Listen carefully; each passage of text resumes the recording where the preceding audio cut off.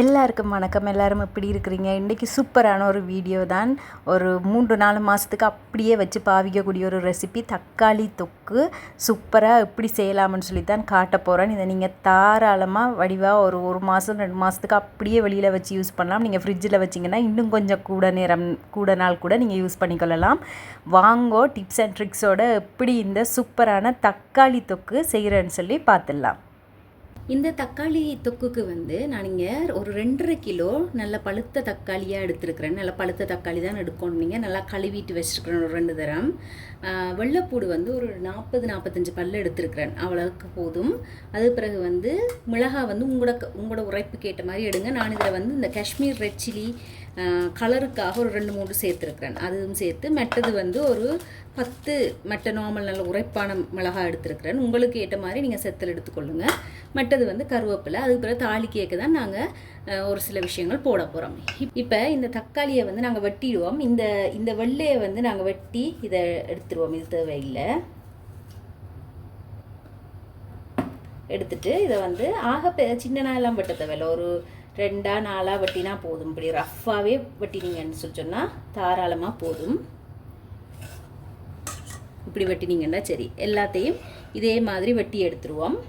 மறக்காமல் இந்த வெள்ளையை நீங்கள் எடுத்துடணும்.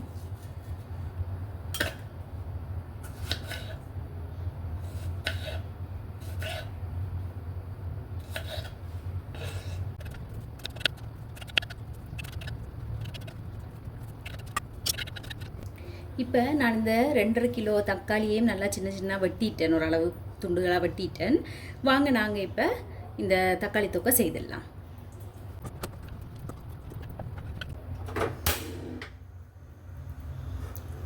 ஒரு தாச்சியை நல்லா சூடாக்கிட்டு அதுக்குள்ளே நாங்கள் எண்ணெய் விடுவோம். நான் இப்போ நார்மல் சன்ஃப்ளவர் ஆயில் தான் விட போகிறேன்.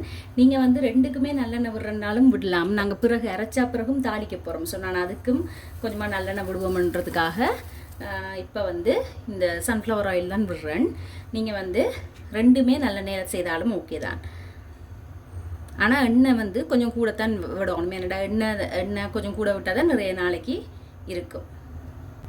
எண்ணெய் கொஞ்சம் நல்லா சூடாகினோடனே அது பிறகு நாங்கள் இந்த வெள்ளைப்பூடை போட்டுருவோம்.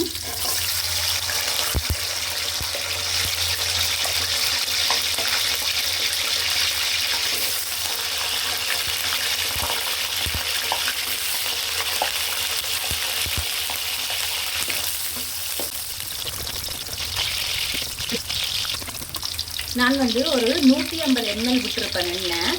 இதில் பார்த்தீங்கன்னா இப்படி கொஞ்சம் சிவந்து வரைக்க நாங்கள் இந்த தக்காளியை போட்டுருவோம்.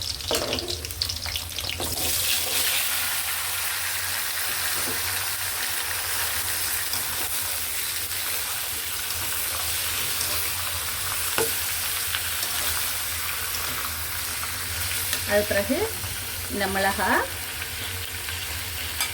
கருவேப்பிலை பார்த்தீங்கன்னா ஒரு கைப்பிடி அளவு கருவேப்பிலை வருது. இவ்வளோத்தையும் போட்டு இப்போ இந்த தக்காளி நல்லா வெந்து மசிஞ்சு வரும் வரையும் இதை நாங்கள் நல்லா பிரட்டி வதக்கி எடுக்க போகிறோம். கொஞ்சமாக போட்டு ஒரு நிமிஷத்துக்கு பிறகு நாங்கள் கொஞ்சம் உப்பும் போடணும்.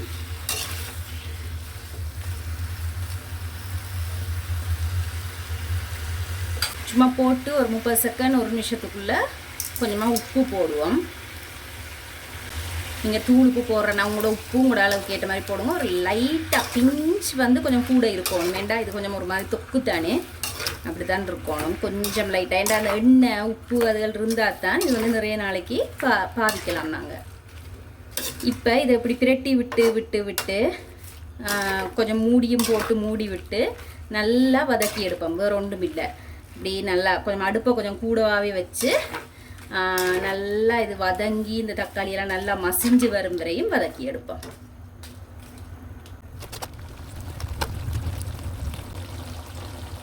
இப்படி ஒரு பதத்துக்கு நல்லா தண்ணி விட்டு அந்த தக்காளியில் இருக்கிறதெல்லாம் வந்தோடனே லைட்டாக மூடி விட்டுருவோம்.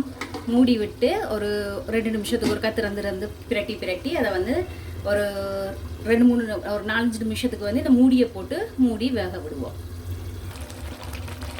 ஒரு 6-7 நிமிஷம் மூடியை போட்டு வதக்கினதில் இந்த அளவுக்கு ஆகியிருக்குது, நல்லா மசிஞ்சிட்டுது. இனி இந்த தண்ணி கொஞ்சமாக எவாப்ரேட் ஆகும் வரையும் நாங்கள் இதை வந்து நல்லா வேகப்படணும். ஏன்டா கூட தண்ணி இருந்தால் வந்து நிறைய நாளைக்கு வச்சிருக்கலாது.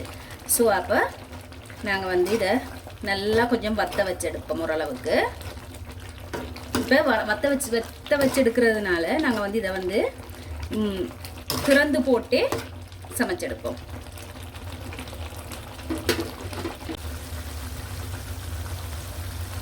இப்போ பார்த்தீங்கன்னா நல்லா வற்றி கொண்டு வருகுது. இந்த டைமில் தெறிக்கும், அதனால் கவனமாக செய்யணும். கொஞ்சம் அடுப்பை குறைச்சிடுங்க இந்த டைமில். இன்னும் கொஞ்சம் நல்லா வற்றணும். இந்த ஆகு இப்படி தண்ணியாக இல்லாமல் ஒரு லைட்டாக வற்றி வந்துச்சுன்னு சொல்லிட்டோம்னா தான் நல்லா இருக்கும். இன்னும் கொஞ்சம் வற்றட்டும். ஆனால் இப்போ கொஞ்சம் அடுப்பை குறைச்சிடுங்க, தெறிக்கும். அதனால் கொஞ்சம் கவனமாக நிற்கணும். ஆனால் மூட இயலாது. ஏனெண்டா மூடினீங்கண்டா நிறைய தண்ணி விட்டு கொண்டே இருக்கும். ஸோ அடுப்பை குறைச்சி வச்சு ஓரளவுக்கு இதை வந்து கொஞ்சமாக வற்ற வச்சு எடுக்கணும் இன்னும் கொஞ்சம். இப்போ பார்த்தீங்கன்னா இது நல்ல ஒரு தொக்கா வந்துட்டுது. இந்த பதம் சரி. இனி நாங்கள் இதை ஆஃப் பண்ணிவிட்டு கம்ப்ளீட்டாக ஆற விடணும். கொஞ்சம் கூட கேட்கக்கூட இறக்கக்கூடாது, கம்ப்ளீட்டாக ஆற விடணும். ஒரு 1/2 hour to 1 hour நீங்கள் ஆற விடலாம்.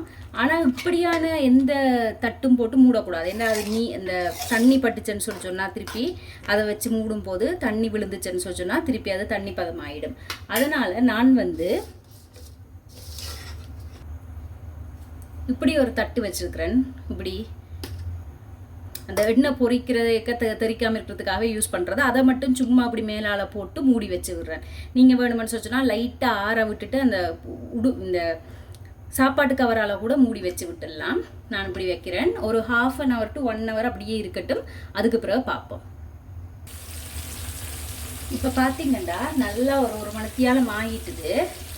இடையில ஒருக்கா திறந்து கொஞ்சம் இப்படி சும்மா கிளறி மட்டும் விட்டு நான் பாருங்க நல்லா தொக்காயிட்டுது, நல்லா ஆறி.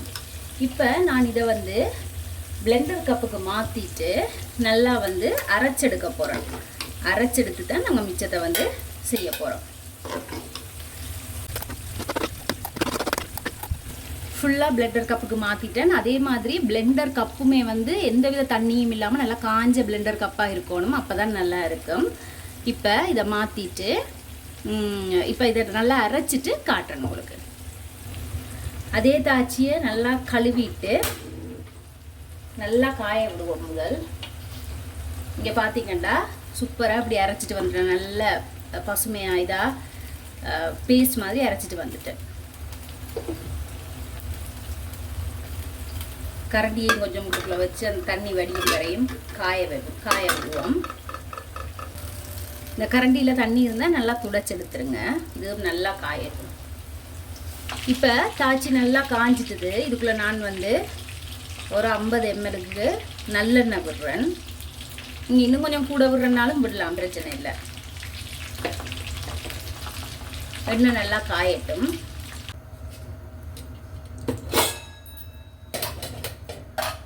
எண்ணெய் நல்லா காஞ்சிட்டுது. இப்போ இதுக்குள்ளே கொஞ்சமாக கடுகு, வெந்தயம் கொஞ்சம் போடுவோம். சும்மா 2 காஞ்ச மிளகா சாப்பிட்டுட்டு அதுக்கு பிறகு இந்த தொப்பை ஊற்றிடுவோம்.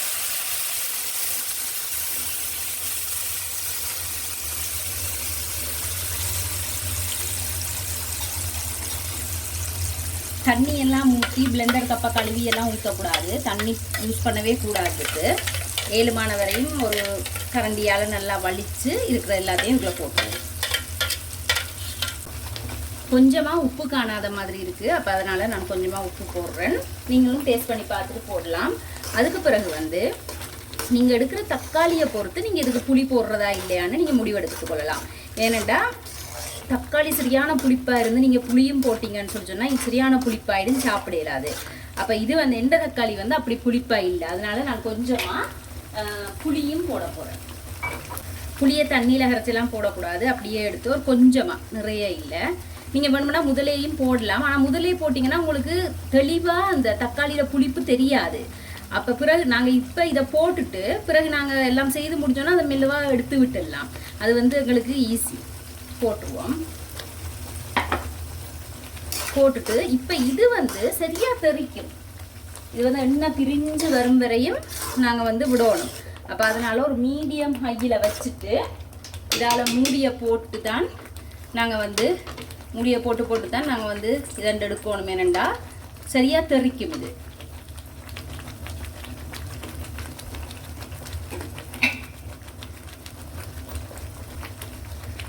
இப்படி திறந்து விட்டு கொஞ்சம் இப்படி நல்லா கலந்து விட்டு நல்லா வத்த வச்சு எடுக்கணும். அது அப்படியே எண்ணெய் பிரிஞ்சு திருப்பி வரும். போட்டு விட்ட எண்ணெய் எல்லாம் பிரிஞ்சு நல்லா வரும்.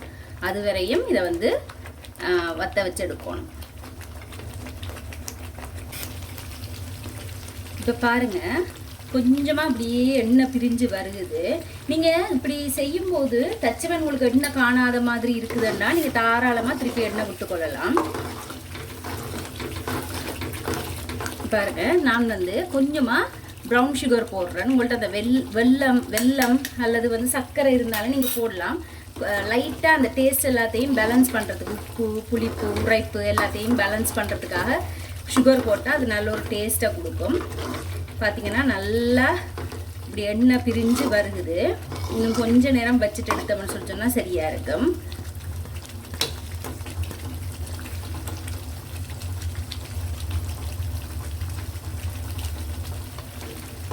இப்போ பார்த்தீங்கன்னா நல்லா இந்த ஓரங்களில் எண்ணெய் பிரிஞ்சு நல்லா வருகுது.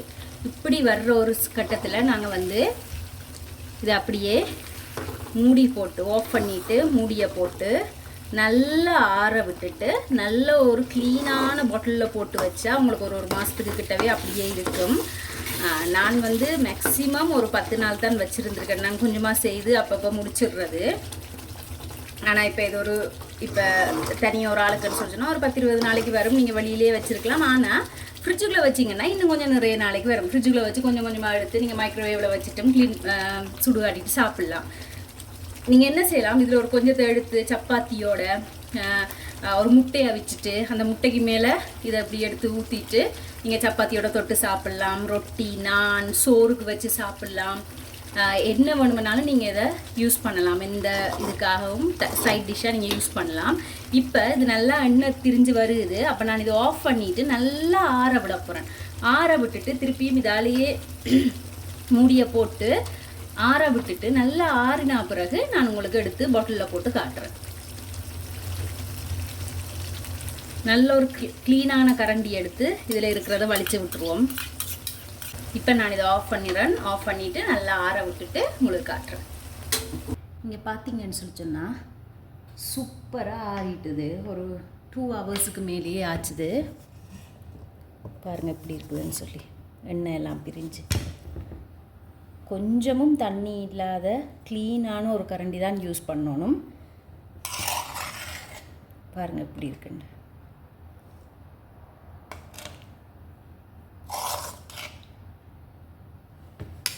நான் இங்கே 2 துப்புரவான கண்ணாடி பொத்தல் எடுத்து வச்சுக்கேன். நல்லா கழுவி நல்லா காய வச்சு எந்த ஈரமும் இல்லாத கண்ணாடி பொத்தல்.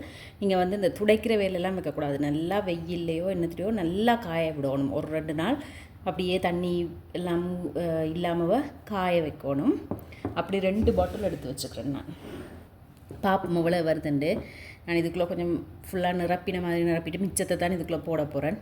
இப்போ நானும் சும்மா அப்புறம் கொஞ்சம் வச்சு சாப்பிட்றதுக்கு நிரப்பி பார்ப்போம் முதல் சரியாக வருதான்னு சொல்லி, ஐ மீன் அளவாக வருதான்னு சொல்லி.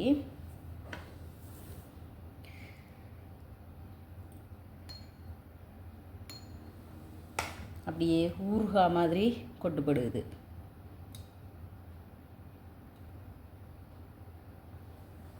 இப்படி ஒரு கன்சிஸ்டன்சியில் இருக்கணும்.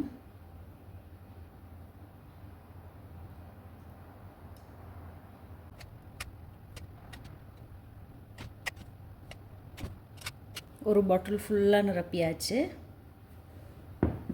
இதை வந்து வடிவாக மூடிடுவோம். ஒன்றுலையுமே தண்ணி இருக்கக்கூடாது. நல்லா கழுவி காய வச்சு தான் இருக்கணும்.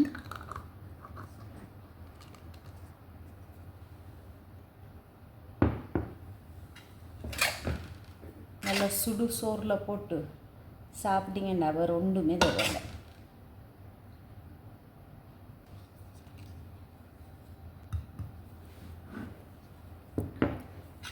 இன்னும் இவ்வளவு இருக்குது. நான் இன்னொரு பாட்டிலுக்குள்ளே மாற்றுறேன். இந்த ஒரு சின்ன டப்பாவில் மாற்றிடுறேன். இதை வந்து நீங்கள் பிளாஸ்டிக்கில் ஏதாவது மிச்சத்தை போடுறீங்கன்னா முதல்ல அதை முடிச்சிடுங்க.